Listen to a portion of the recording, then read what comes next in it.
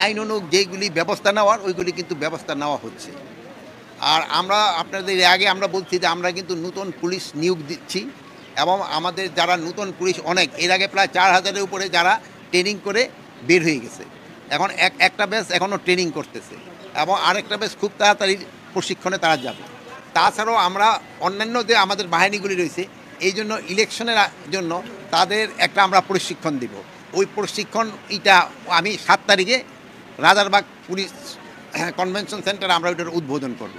এবং শুধু পুলিশ না, অন্যান্য সব বাহিনীরই প্রশিক্ষণের ব্যবস্থা করা হচ্ছে ইলেকশনের আগে। এটা আমাদের সেনাবাহিনীদেরকেও আমরা একটা অনুরোধ করেছি, প্লাস আমরা বিজিবি, আনসার তাদেরও আমরা অনুরোধ করছি।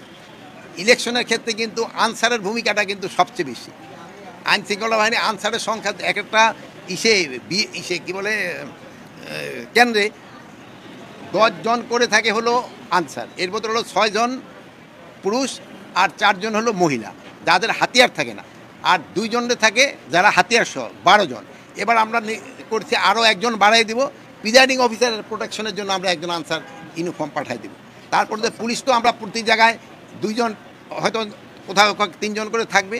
তারপরে ধরেন সেনাবাহিনী তো মোবাইলে থাকবে, তারপরে আপনার বিজিবি, কী বলে র্যাব, এবিবিএন, তারপরে আপনার কোস্টগার্ড, এরা তো সবাই থাকবে।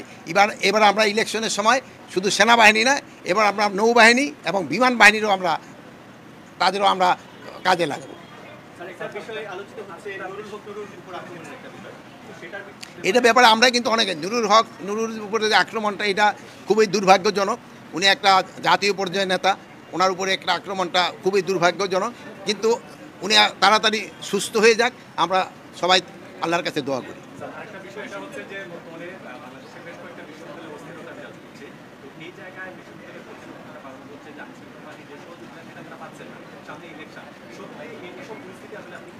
এখন ধরেন যে মানে বিশ্ববিদ্যালয় বা অন্যান্যগুলি যেমন সব জায়গায় তো আইন শৃঙ্খলা বাহিনীর দরকার পড়ে না, শিক্ষকরাই মানে যেহেতু আমার ফাদারও একজন শিক্ষক ছিলেন, মানে স্কুল কিন্তু তারাই কন্ট্রোল করে।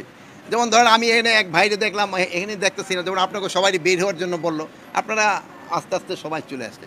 প্রতি সমাজে কিন্তু কিছু কিছু লোক থাকে যারা সমাজটাকে একটা কন্ট্রোলের ভিতরে রাখে। তো এখানেও যেমন ধরেন আমাদের ইউনিভার্সিটিতে যারা শিক্ষকতা করতেছেন এবং ভিসিরা আছেন, তারা খুবই যোগ্য এবং খুবই লার্নেড মানুষ, এবং ছাত্ররাও তাদের মেনে চলে। আমার মনে হয় ওনারা তাদের যে ছোটোখাটো সমস্যাগুলি আছে আমাদের এই শিক্ষক এবং ছাত্ররা আলোচনার মাধ্যমে তারা সমাধান করতে পারবে।